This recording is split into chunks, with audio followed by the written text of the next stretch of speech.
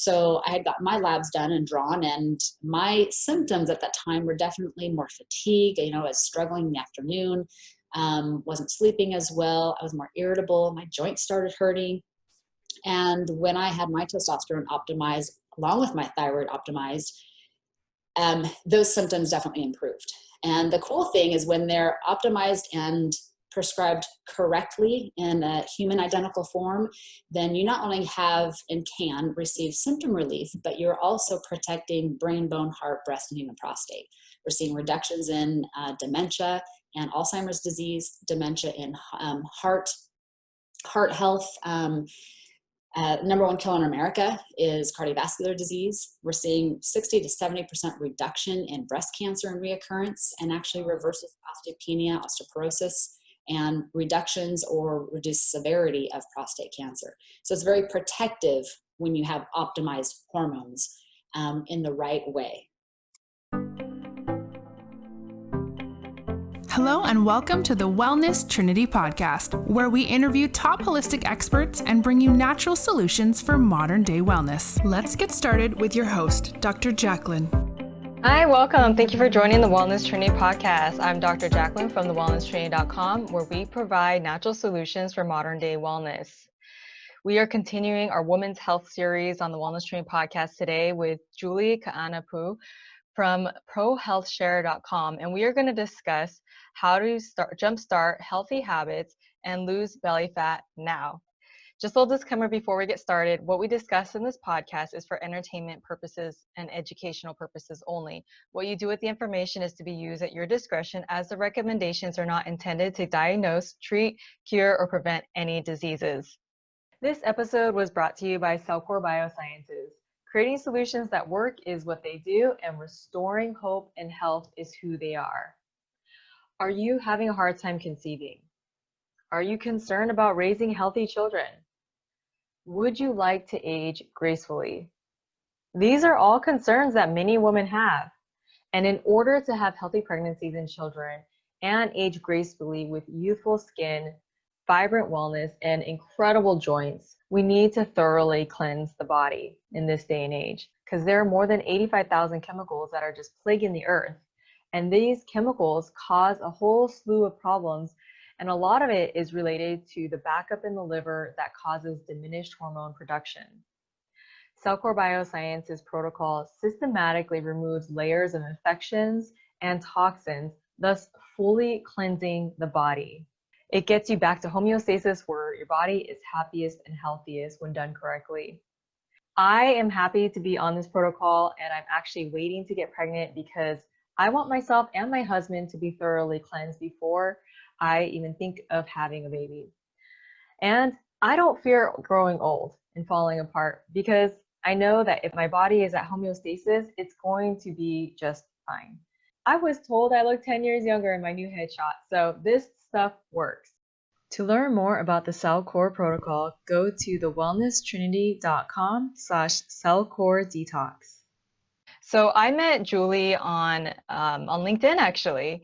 So I found that LinkedIn has been a wonderful resource of meeting new people in business and health and wellness that have similar businesses that we can expand together and grow from each other as well, and be able to spread the message of hope and healing to more people. So I've been very blessed to have her in my life in the last month or two, as I've been getting to know what she's doing and partnering with her with Cellcore, and then also doing different podcasts like this with her. So Julie has a bachelor's degree from the University of Oregon in sports medicine and a minor in biology.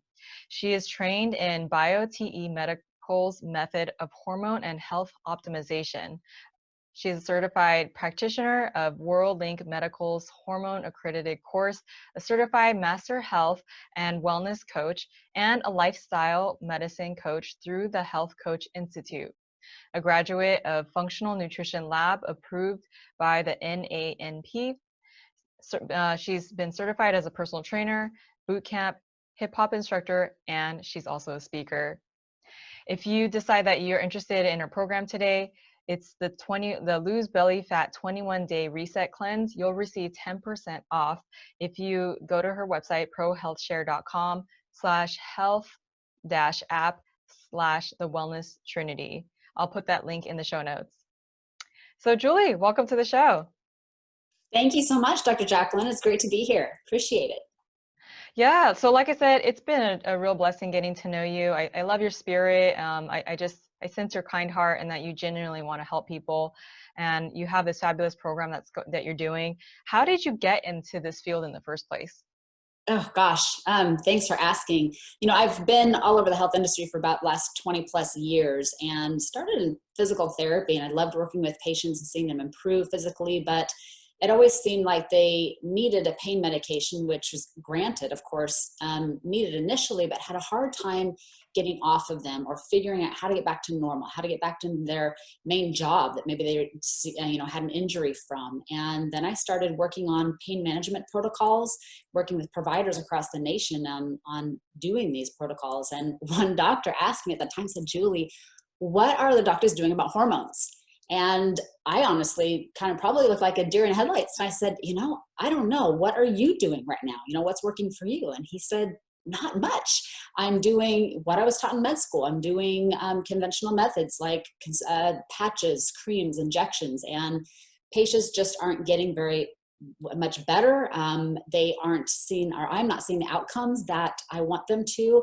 And I know that every pain medication or any medication really depletes the body of natural hormones, vitamins, or minerals. And it really kind of got me on this mission of education, and kind of fast forward, found the good, the bad, and the ugly. And I came across two of the world's largest training companies, medical training companies, and just dove in head first in regards to learning about hormones and optimization.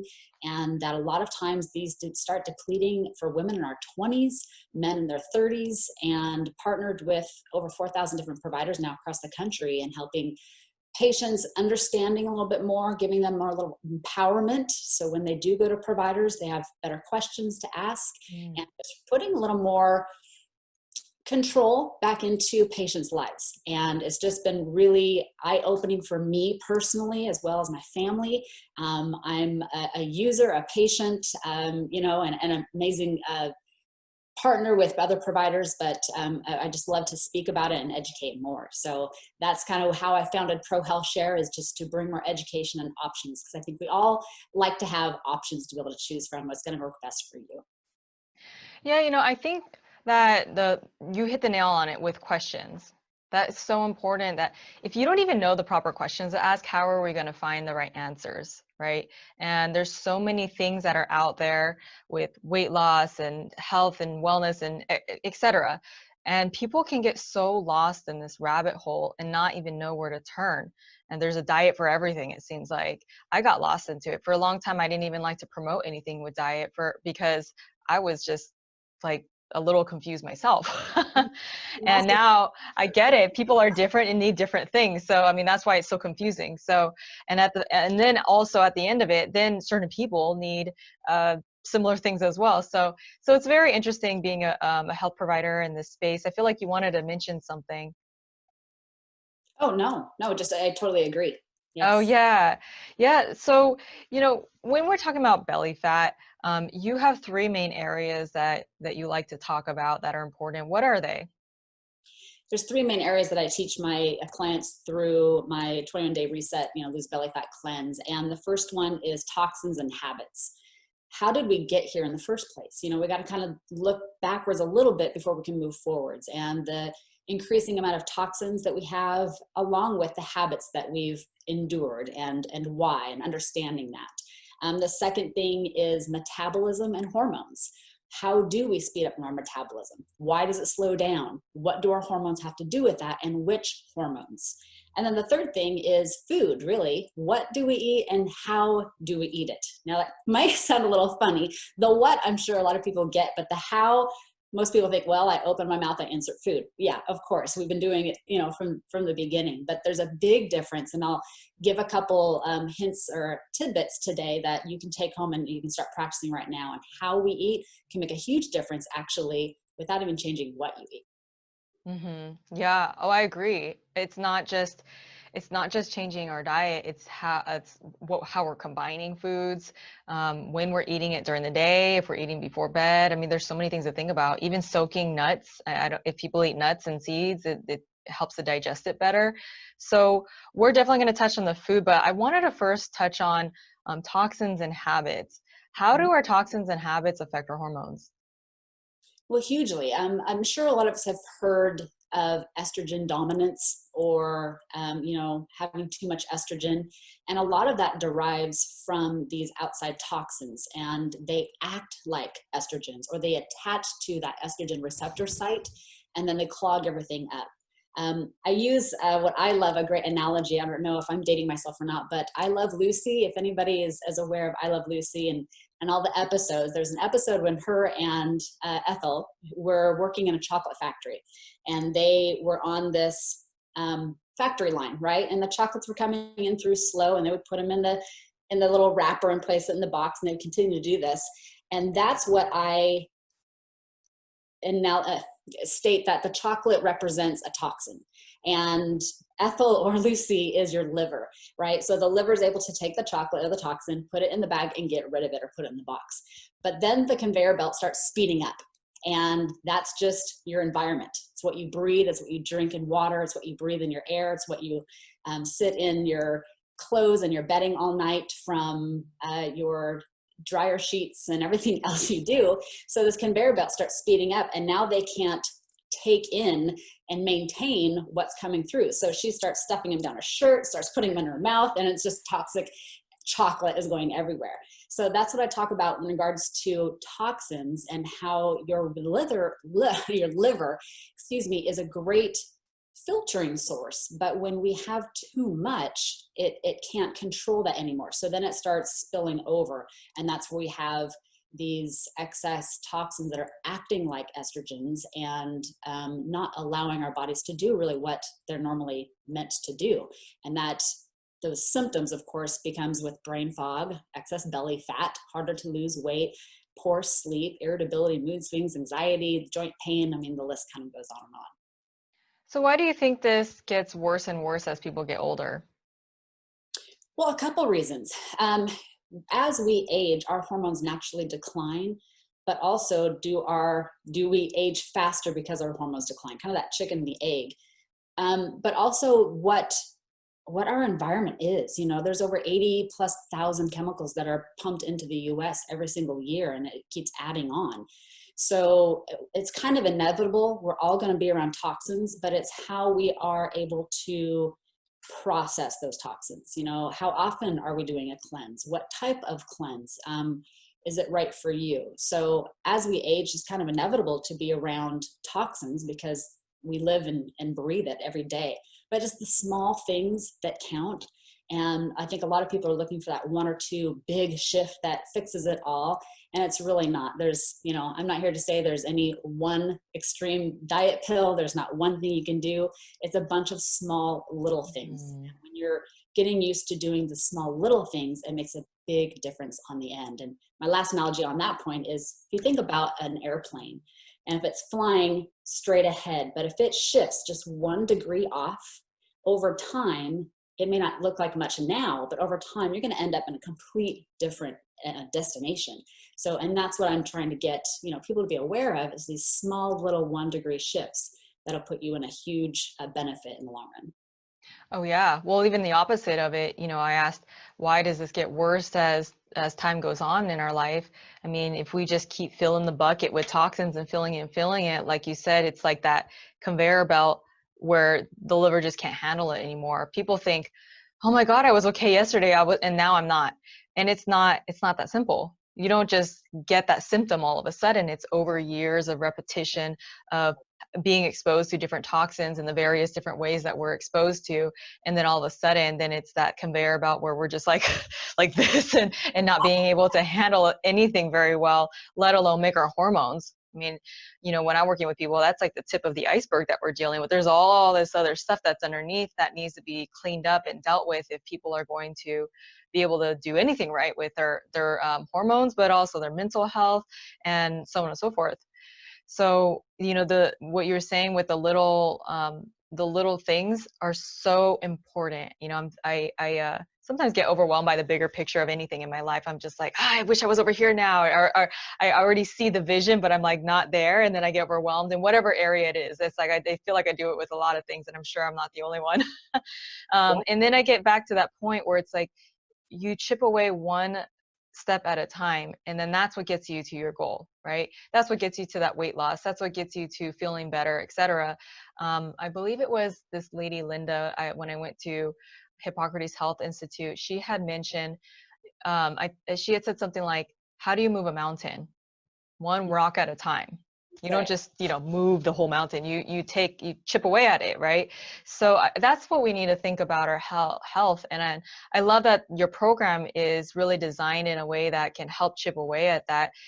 Can you give us an idea of some of the toxins? Like if someone's doing your program, what is some of those baby steps that people are looking at? Well, so in regards to the program, what I'm looking at in a short time period, how do we become more aware, figure out what food is right for you, and what do you do on the go forward?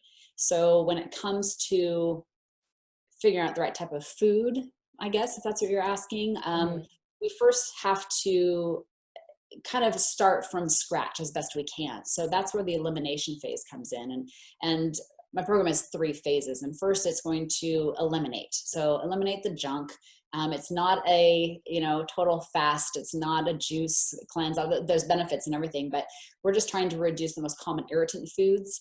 And then there's a reintroduction phase. So then you're trying to reintroduce and figure out what foods you're feeling good on, what foods maybe you're not, because not every single food that's good is good for everybody, right? A good friend of mine had called and said, you know what, I'm eating healthy, all these healthy foods and vegetables, and I'm so gassy or just bloated all the time. So I was trying to break down what foods she was eating, and she was eating a ton of asparagus.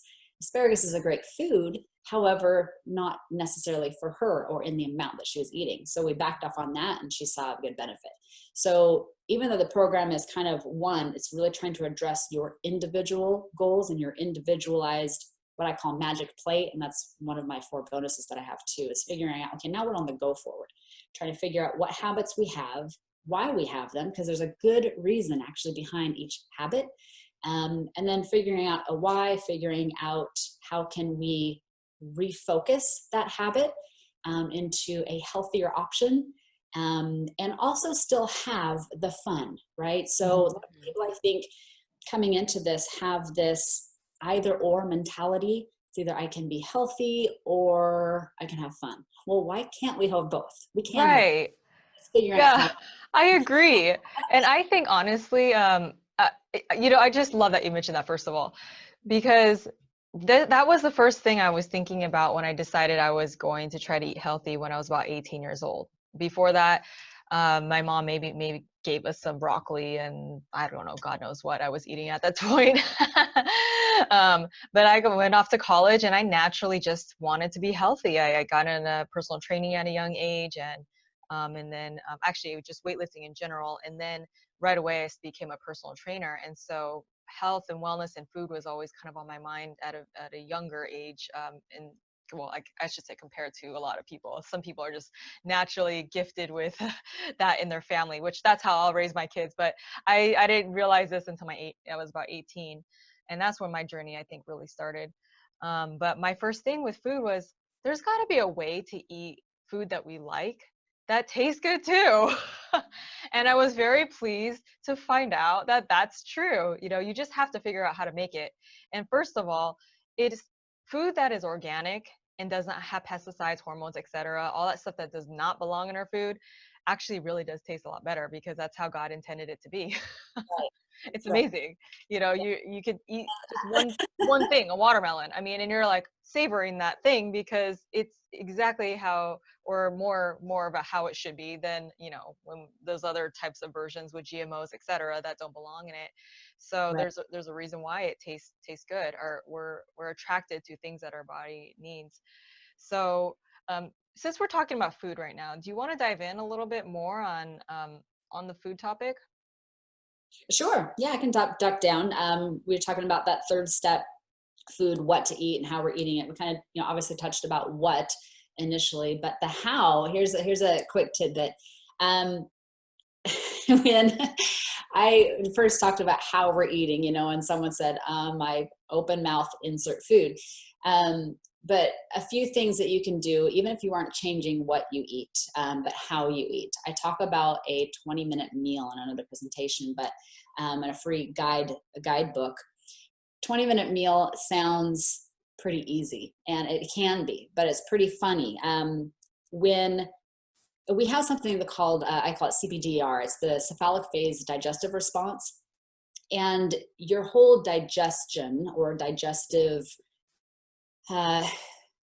flow, I guess, actually starts before food even enters your mouth. And so many of us are so busy that we're eating on the run, we're eating in the car, we're eating while we're watching TV. And not that that's bad, but the one thing I ask is becoming more aware. You deserve to have that lunch break. You deserve to have that family meal time. You deserve to have a healthy breakfast, whatever time that is for you. But when you do decide to eat, being able to take a little appreciation, whether that's through prayer, whatever you believe, or just smelling your food, that creates digestive enzymes in your mouth. That's the beginning of cephalic phase digestive response. And also breathing. So many of us are in this fight or flight stress situation, and our body cannot digest food if we're in that stressed high cortisol situation. So if you are eating on the run, or because you're trying to scarf it down and work on something and you're in that stressful state, your body is going to store that because it needs blood to be able to be ready in the muscles, because your body doesn't realize the difference between the old time running from a tiger versus stress state sitting down in front of your computer. So being able to do what I call the 5-5-7 is just a breathing technique you can do anytime throughout the day. No one knows you're even doing it, and can put you in that calm state where you can start now digesting your food and use it as energy and burn it. So the 5-5-7 is just a simple inhale, deep breath for 5 seconds, hold it for 5 seconds, and then exhale for 7. Do it 3, 5, 10 times, as many as you want. That puts you in a relaxed state before you start eating your food. So one, appreciation, smell it, smell your food, prayer, whatever it might be, take a breath. And then the third is chew. And that sounds slow. Of course I chew my food, but a lot of times we are eating so fast that we're not chewing or breaking it down so we can absorb it. We're not necessarily what we eat, we're what we absorb. So chewing your food more times, just take the next time you eat, just observe how you normally eat without changing anything and see how many times you chew your food. If it's less than 20, depending on the big bite size or small bite size, I encourage you to just increase how many times you chew and just starting to try to get in that habit. And then the last thing is I want you to, as a little fun experiment, time yourself. Time yourself by the time you start eating, you sit down, don't change anything, and then see how long it took you to finish that meal. The idea is to extend that meal for 20 minutes. Now, I told my husband this, he's like, I'm gonna need a lot more food to make it last that long. That's not the point. The point is to slow down, chew your food, have conversation during a meal. That's the great thing about sitting down with family or a friend. So I did this the first time. I'm like, I don't know if it's 20 minutes. I bet I'm probably about 10 or 15. Yeah, it was 3 minutes. I ate my meal in 3 minutes. I wolfed that down. I looked around like, where's the rest? It was gone already. So I've really helped, me and my kids, I'm at them all the time, like, slow down, chew your food. So sometimes I don't always hit 20 minutes, and that's not a bad or a good thing. It's just being aware. So encourage yourself to time yourself and try to extend your meal longer than normal. Couple minutes the following meal, couple more minutes, the following meal and the following week. So those are the things that will really help how you eat, absorb better instead of store it. Yeah. Well, the other thing too, as you're saying that, I'm thinking food is a toxin too if it's not digested all the way. We talk about chemicals, we talk about things like viruses nowadays is the hot topic, right?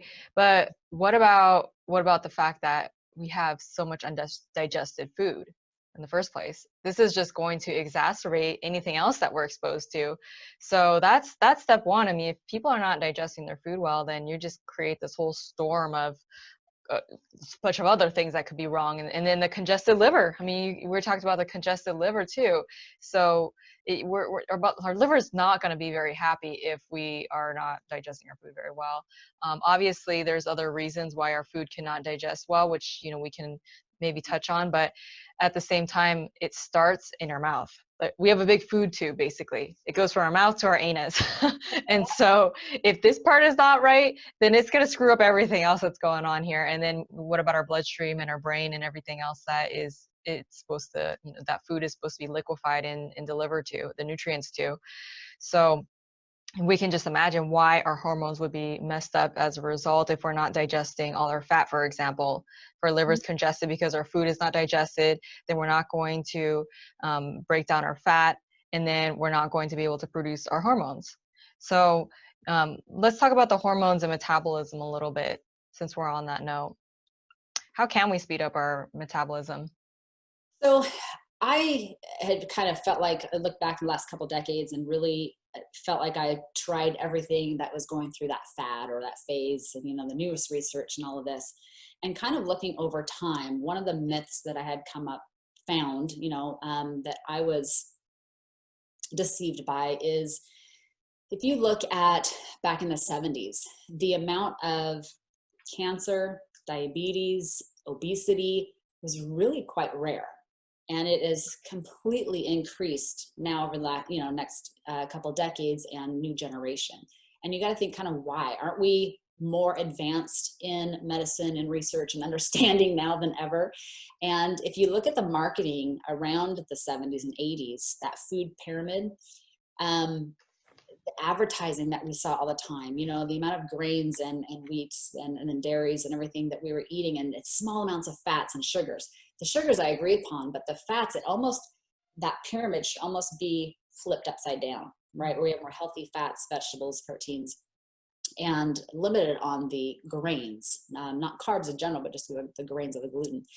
And there was all of this, snacking, and all of the snacks came out. And I always thought of, okay, we're going to keep your metabolism up, right? Breakfast is the most important meal of the day. Well, it's what you eat for your first meal of the day, and kind of the timing. You don't have to eat breakfast just because it's morning and just because you woke up. Now, if you're hungry, yes, eat. If you're not hungry, don't feel bad that, oh, I skipped breakfast, and it's not a bad thing. You can look at intermittent fasting, because as we snack, you got to think about our insulin, right? Our pancreas is increasing insulin and trying to get the blood sugar into the cell, which the liver also has to take those fatty acids and either do one of two things: store it or burn it. And that snacking keeps a consistent insulin in your bloodline, or your blood sugar stays consistent. Some people need that, but it's depending on what you eat too. So I know I'm kind of going all the way around the board here, but if you're able to look more at having 3 different square meals a day, if you're one that snacks throughout the day or grazes throughout the day, I encourage you to maybe try not changing the amount that you eat or even what you eat, but the timing that you eat it. Put it more in 3 big groups. So you give yourself an insulin spike when you eat, which is normal, but you also allow it to drop and go back to that fat burning zone. When we're in a constant state of this insulin, we're trying to cram it into the cell. And that's where the cell's receptors can be insulin resistant, right? So where our cells are already full because the liver is full, and then we're trying to cram it in, which makes us store more fat. And we're not doing a lot of diabetics or pre-diabetics justice and giving more insulin versus looking at how and what to eat. A lot of dispels myths and everything around that. And I was kind of around the board, but the biggest thing is eliminate as many snacks as you can. If you're a training athlete and you need more, then of course it needs to be individualized, but taking a look at maybe eliminating snacks, eat more at your meals. Don't feel guilty about it. Yeah. Well, and then if we're eating the right proportions of proteins, fats, and carbs for our body, then we should be able to be satiated, I think, until the next meal. It takes time. It takes time to digest fats and proteins, especially the fats, I believe, might take the longest, or the proteins. Either one. Both of them take a longer amount of time than carbs, from what I remember from learning food combining. Our hunger and satiating hormones, our ghrelin, takes about 20 minutes for that gut-brain relationship. And that's why I encourage that 20-minute meal, because a lot of times we spread it out, we have that satiation, we have that feelness of being full, and we don't want any more. Versus if we scarf it down, they haven't had time to increase and change those hormones to tell the brain that you're full. So you keep eating more. That's exactly right. Oh, that's a good point too. I'm just thinking after they eat that it takes time to digest all that food. It takes, I think protein's about 3 to 4 hours, if I'm correct, at least a minimum, versus something like a melon that digests in 15 minutes. So there's a long time. If you're eating like a square meal where you're having proteins and fats and maybe some carbs, but if you're eating all kinds of carbs, then you're gonna have this insulin spike, and then it's gonna go down, and then within no time at all, you're gonna be hungry again because it's digested so fast. Right. So, but I like how you mentioned the 20-minute, because I was wondering how you got that number 20 versus maybe an hour or 30 or 15. So it takes about 20 minutes for our gut and brain to connect when we're eating our food and digesting it, right? Yep. And then the other, to answer your other question, what hormones, might have to do with metabolism. Your thyroid is a huge, metabolizer, gauger, organ that, takes care of or messes up and is in charge of your metabolism. Your thyroid is also in charge of a multitude of symptoms of how you feel with your energy, sleep, dry skin, brittle hair, brittle nails, thinning hair, thinning outer third of eyebrows could indicate that your thyroid is on the lower end. Now, when I say thyroid's on the lower end, we're really looking at the active form of thyroid, which is your free T3. And that's one thing that a lot of providers I'm working with don't have a lot of education on. They're looking at what's called a TSH. Now, you know this, but for viewers, TSH is your thyroid stimulating hormone. It's a hormone that stimulates your thyroid to produce hormone. So it's not an active form. It's just, it's a thermostat. Your thyroid produces two different hormones. It produces approximately 80% of T4 and approximately about 10 to 20% of T3. T4 is important for us to get through the blood-brain barrier, right, for our brain. Anything below the neck, if you care about it, heart health, metabolism, cells, energy, has to do with your T3, your free T3, your active T3. And how we get the majority of it, because the thyroid produces so little, is from the majority of our T4 converting to T3. All T4 is a thyroid hormone with 4 iodine molecules. And there's an enzyme that comes along and takes away one of those iodine molecules that converts it into T3, which is our active form. However, as we age, we lose that enzyme to convert. And a lot of times when patients do get prescribed a thyroid hormone, a lot of times they might be getting prescribed the wrong type. It could be a synthetic T4 product only, which eliminates the amount of T3 they're getting, which is, again, that active hormone. So a lot of times I'm educating and talking with providers about the literature, the studies that show the active form of T3, which is free T3, is where you're going to get the most benefit for feeling of, again, energy, your metabolism, thinning hair, brittle nails, dry skin, constipation. So when that is optimal, and optimal might mean something different for you, for me, for anybody else, optimal, not normal, that's when you're going to have the best benefits. And that's one question to ask a provider, is my T3 optimal? I don't want to hear normal, what is optimal? And there is no number that tells you what's optimal. It is clinical diagnosis, right? It is how you feel and function. So having that good conversation with your provider who's prescribing it is going to do what's best for you. Okay. So aside from the enzyme depleting as we get older, what else have you found that affects the thyroid? Oh gosh, it could be other medications. It could be even allergy medications. It could be anything else that you're taking, and just toxins, in general.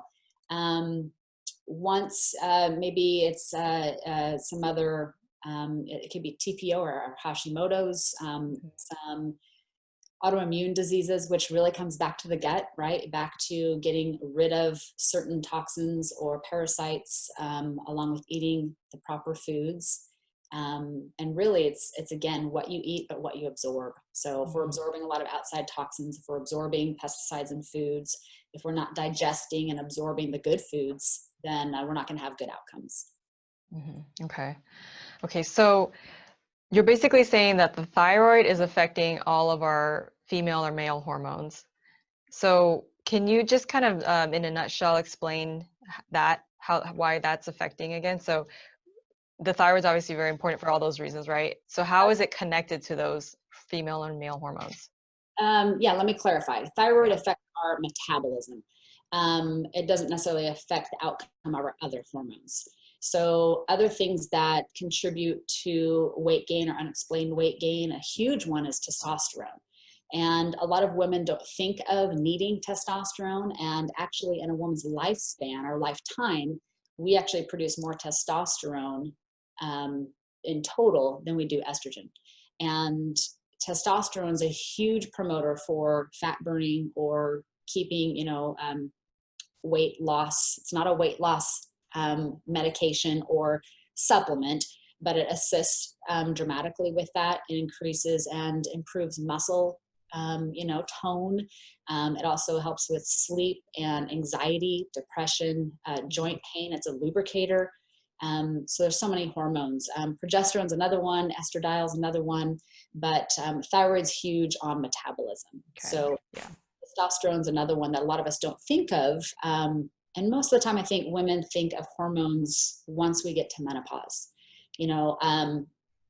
When I was creeping into my 40s, I wasn't thinking of needing hormones because I wasn't menopausal.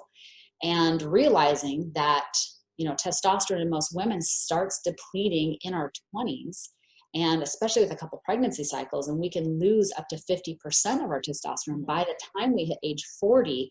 That really kind of woke me up. I'm like, I wonder where my levels are and what is optimal for me, not quote unquote normal or fits within this lab reference range. So I had got my labs done and drawn, and my symptoms at that time were definitely more fatigue. I was struggling in the afternoon, wasn't sleeping as well. I was more irritable. My joints started hurting.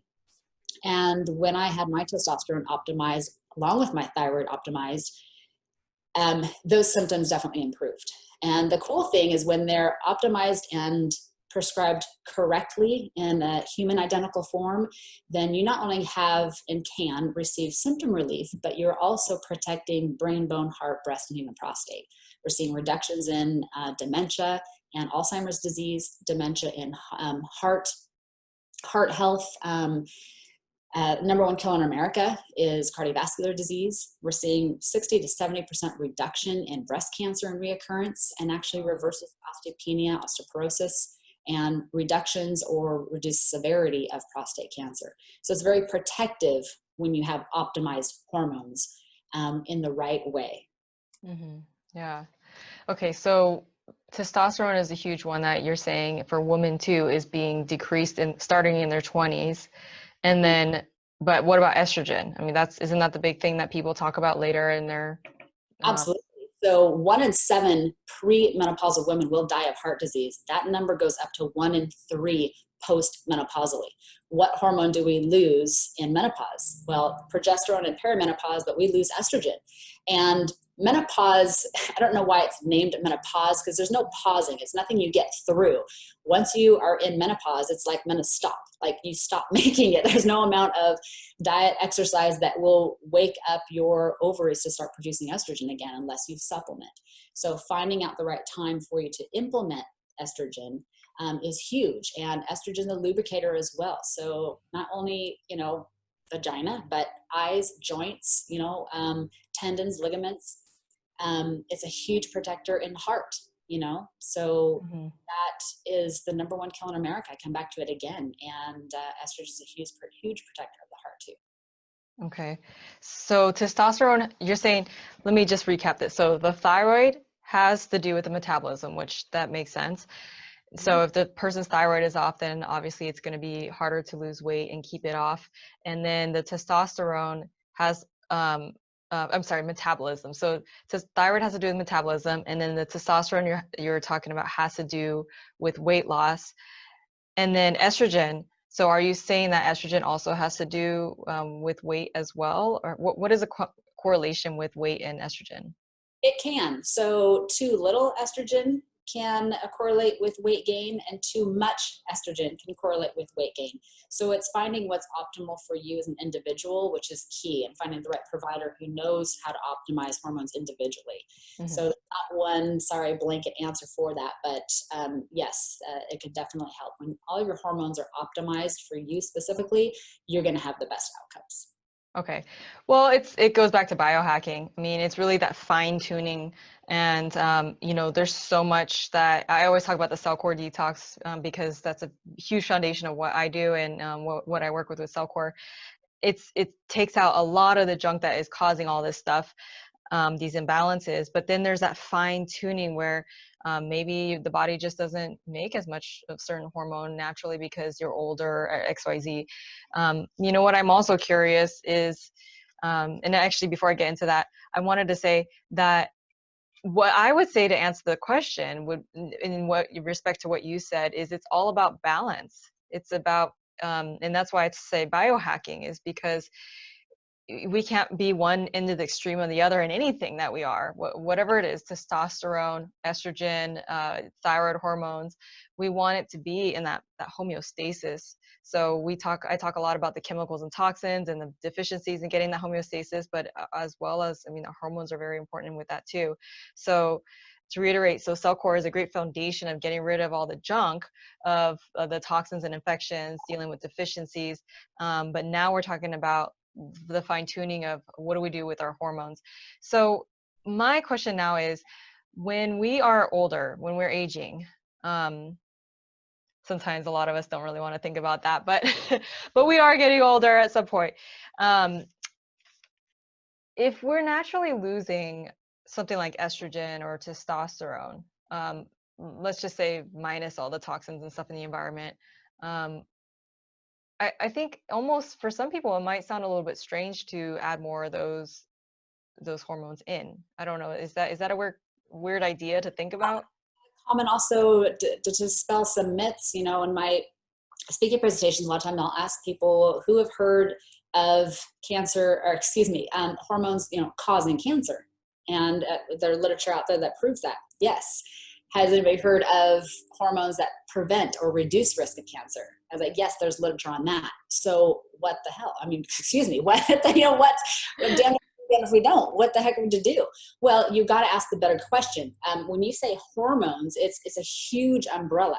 The second question is, which hormones are you talking about? And then the third question to ask is, what method of delivery? So to back up one, you have synthetic hormones, which are not what our body has been making or used to our entire life since we've been in the womb. That can attach to the same receptor site, unleash some benefits to reduce the symptoms of hot flashes and things that we're looking at, but you're left over with this gunk, these synthetic forms that our body doesn't know how to metabolize. And then you get the outcomes of stroke or dementia or breast cancer that we've heard, and the scary things about, again, hormones. That is synthetic hormones or progestins. Right. Bioidentical, human identical, meaning hormones that are actually the exact same that our bodies have been using and have been high through puberty and mid-20s. That's the type of hormone we're looking at replacing, the identical structure. So your body can attach to the same receptor site, unleash the benefits, metabolize it the way, and knows exactly what to do with it and how to then get rid of it. So those are the main two differences in, when you're looking at hormones. Yeah, that's a good point. Synthetic versus natural. I like to use glandulars, which are all natural too for hormones. But yeah, I mean, the point is that we want something that our body receives as food, basically, and natural that it can work with. Right. And then you've got different delivery methods. You've got injections and creams and patches and pellets, and troches and oral pills. So looking at which delivery method is going to work right for you, that individual, absorption rates, everything that goes into that, and finding out, again, what's going to be most beneficial for you is key as well. Okay. So I'm just wondering though, if we go back to before time right now, and before all the 80,000 plus chemicals in the environment, I mean, would we be in our 50s or 60s and naturally have more of these hormones being made? What do you think? Possibly, but if you go back, we didn't live that long. We didn't live that long in andropause or menopause. The natural age of dying was within a decade of that. And now we've figured out how to live longer, but now we've also figured out how to live longer and feel like crap longer. So I don't know anybody who just wants to live like crap longer. Right. Yeah, longer life, but we want better quality of life. So it's looking at now, how do we live that almost second half, almost majority of our life in menopause or andropause, and how do we get that quality of life back? How do we extend the quality of life along with, the time of life? So it's a great question, because a lot of times people are like, well, did we not need this long ago? And like, well, we didn't live that long ago, and it didn't become an issue. And that's where a lot of, you see, the heart disease has climbed as well, because the longevity of life has increased too. Yeah. Well, if we're talking, I like to read the Bible, and in the beginning, I mean, they talked about people living to almost 1,000 years old. It's really hard to believe, but I kind of think that our bodies can live way longer than what we even can comprehend at this point. I mean, if we're not damaging our body with all the abundance of toxins and not having that. But also, I mean, I guess if no matter at this point in day age, we have this, right? So getting it out is going to be key if people do want to live longer and want to live that more fulfilling life. So I can't help but think that we should be able to live to 100, 110, 20, etc. if we are maximizing our body's potential. Would you agree? I would agree. Yeah. Unfortunately, we don't live in that type of world, as before. So it would be interesting to go back and be able to do some, examinations and tests and things like that to see. But if we, again, it comes back to our choices, our healthy habits, the choice at the end of your fork, the choice on exercise or not, the choice on your outlook on life. It's such a mental thing. Again, it's not just one thing. Right.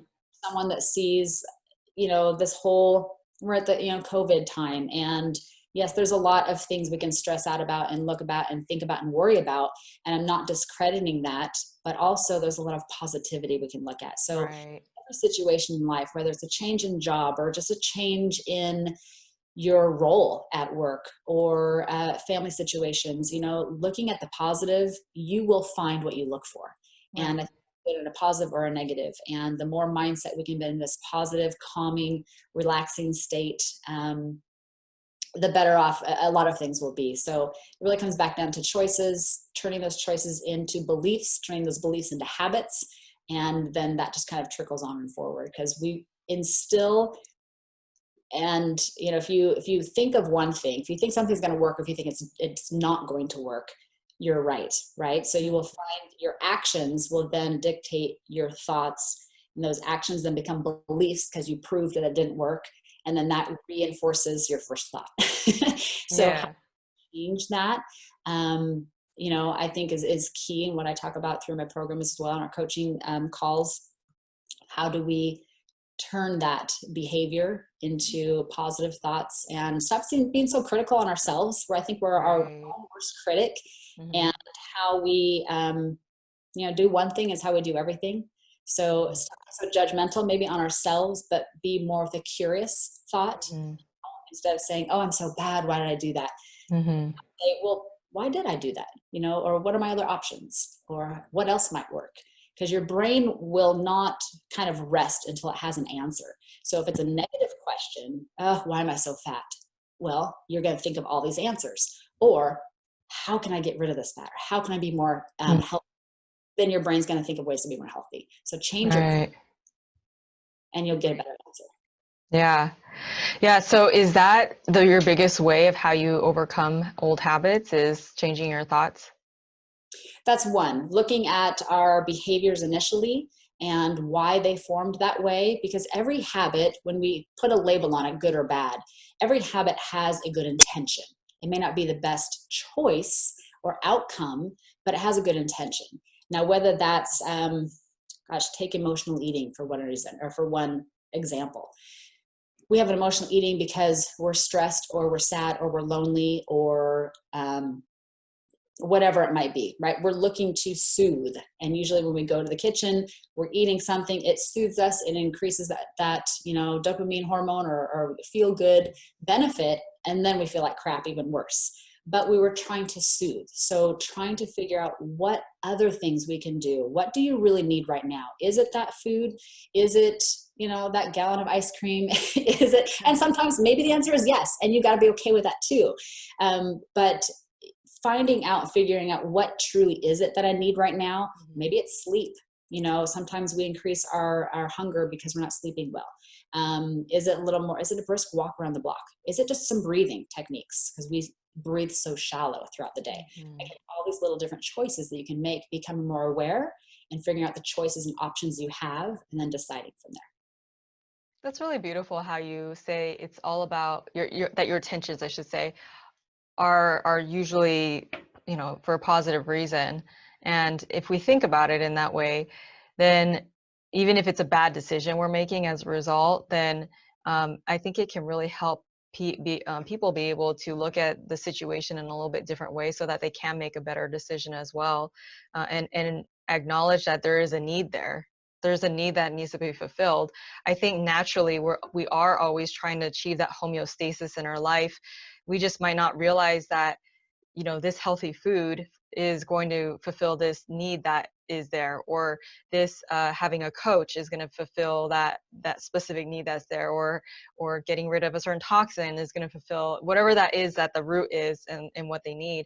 So the beauty of what you and what I do too is really just figuring out what is that healthy thing that what is that need that they're searching for. Why are they, we're talking about the emotional eating. Why are they pulling out that gallon of ice cream, right? Is it because they don't have friends? Maybe they don't have friends that can, give them comfort. And so that's why they pull that out. Maybe it's because there is that chemical release that they're looking for. And maybe, with dealing with their toxic load and then supplementing with certain types of amino acids that help build those neurotransmitters, maybe they'll find they don't even care about that anymore because now their chemical needs are being met. Right. So, I think that's really beautiful, again, of how we think about our situation, why we even get into it in the first place. There's a reason. Even relationship wise, let's take that. Like, people get in toxic relationships. Why? Right? People want love. And maybe they don't understand that maybe they think that's love because their family taught them in that way. And, maybe they abused them or whatever it was. And that's what they think is love. And that's what they're going to get from love. So you bring up a really point I'll touch on. So let's talk about toxic relationships, and then I'll leave you with this or to wrap up. But what we have survived in the past, our body is meant to survive in any situation, right? It is a self type of survival, last resort thing to protect the body, right? To let us survive. So if you're in a toxic relationship, whether that is work or at home or, with a spouse or significant other, going through that, your body is realizing you're surviving. And if you figure out that that's not what you want anymore, and let's say you get out of that relationship, but then here comes a new relationship and you find yourself, why did I get right back in what I was trying to leave before? Well, your brain, that, I call it a critter brain, that tells your body, we've survived this before. I know how to survive it. It's not fun, but I can survive it. If I go to something that's unknown, like a loving relationship or positive feedback, I don't know what to do with that. And even though that's what I want, just like we can relate this to someone who has been obese or overweight and wants a fitter, healthier body, it's still that unknown. My body doesn't know how to handle that. How will I handle the attention? How will I handle the outcome? How will I handle, the ongoing? And it's an unknown. So our body, without even knowing it sometimes, if we're not aware, will put us right back in that same situation because it's survivable. And I know I've survived it before, so I can survive it again. I don't know about this environment, so I'm going to go with what I know. So that's where a lot of times, even, gosh, you can relate to so many things. If you're starting a new business, if you're wanting to try something new, that, I'm not good enough, or I'm not sure if I can do it, or I don't know that much, I'm not that smart. So many things pull us back because it's the unknown. And getting comfortable with being uncomfortable is a hard thing to do, but as long as we're more aware about it, small baby steps, we can start creeping into actually getting what we want. Yeah. So it's a defense mechanism, basically. When people find themselves in these toxic situations over and over again. And then we find, okay, so we first started with the ice cream idea, but what about all the other drugs and alcohol and et cetera that people start to pick up as habits because now they're trying to numb those other situations that are not being dealt with, that keep creating this spiral, this downward spiral. So this is why we always talk about on the podcast that we have to look at the whole picture. I mean, we're mind, a body, a spirit. So if we don't try to figure out why we're doing a certain type of habit, and that, which, like you said, can be the reason why we do all the other types of habits that we do, then then we're not going to be able to make long lasting changes with even our health, our weight, our hormones, etc., anything healthy in life. So it's really about looking and finding those roots, which I hope that you guys can get from from this talk today. So is there anything else, Julie, you want to mention? Really, I love it. Thank you so much. And I guess I'll leave you with this. When you were talking about, medications and alcohol, things that we try to soothe with, sometimes we're going for that prescription to look at something that we do have control with and that we can change. And I believe a woman's anxiety or depression isn't because we're Prozac deficient. I believe that poor sleep, isn't because we're low on Lunesta. And definitely that I believe belly fat or harder to lose weight is not because we ran out of amphetamine. I believe that everybody has a choice and an option to be able to empower themselves and to be able to be the healthiest and happiest they can definitely be. So thank you so much for having me. Appreciate it. Yeah. Yeah. And I just also want to wrap up too with, this is why it's important to find someone that can help you too, because it can be very scary on the other side. Even if it's the good result that you're looking for, sometimes people lose a lot of weight and then they're scared of being that person because, again, it's that fear of the unknown. So someone that can help you navigate that process, whether it's losing weight or trying to get healthy in any other way, I think is very key to being able to have success in any area of your life. So thank you for what you do, Julie. Thank you for sharing your knowledge with hormones and metabolism and diet, etc. So can you tell the listeners where they can find you and a little bit about your program and the discount that you're offering? Yeah, you can go to prohealthshare.com if you're looking at the Lose Belly Fat 21-Day Reset Cleanse. I believe you're putting it in the show notes, but you can go to prohealthshare.com/health-app/the Wellness Trinity. And what this cleanse is, we're starting a new group on July 11th. It's a 3-week program, but there's 4 coaching calls. You'll get a guidebook, you'll get a handout. It has recipes, shopping guides, what to do, cleansing activities, what to eat, what not to eat. But we also do 4 coaching calls, and that is a prep week. What are we doing? How do we prepare? What are we going into? We coach on an elimination week, which is just 7 days of eliminating. We coach on a reintroduction week and figuring out what foods are right for you. And then the last coaching call is, okay, now what? What's on the go forward? And that's where I talk about my 4 bonuses you'll also get of my big movement menu and workout guide, a 4-day energy experiment, and my magic plate. What does that look like? Solutions to sugar cravings, and then also how to indulge your sweet tooth. And then the coolest thing I like is that you get an individual app. You get an app on your phone that we can text one-on-one along with our group coaching calls, Facebook group support group as well. And that app helps you track because if we can't inspect, we can't expect. And that's part of getting into this habit, is figuring out what we're doing and how we're feeling. So it tracks what you eat, maybe water intake, exercise, sleep, also elimination. What does that look like? How you're feeling, and it has everything in my guidebooks in that specific app as well. So July 11th, if they're interested, and again, they can go to prohealthshare.com/health-app/the Wellness Trinity. All right. And you said they'll get 10% off. Yes, and if they use that link, then they'll get an automatic 10% off. The price original is $447 for one person or $497 for you and a buddy. And I encourage that. I did that huge discount plus the 10%, because if you have that girlfriend or that best bud or doing something with somebody, not that we don't kind of try to formulate in our group and our community, but you're much more likely to follow through, and it feels good to have a friend to do it with you. Oh yeah, I agree. That support system, a healthy support system at least, is so key in people's success in an area of your life, especially when you're trying to make these diet changes and toxic lifestyle changes, et cetera, that you're helping people with. So thank you again, Julie, for coming on the show. It's been a pleasure. I love your knowledge and your wisdom about hormones and how people need to be aware of that and the symptoms, and just being key, like just knowing them in general. So knowing what type of questions to ask, and being aware that could be what's affecting other areas of their life too, and trying to find root causes of why those are even messed up in the first place. So thanks again for coming on the show.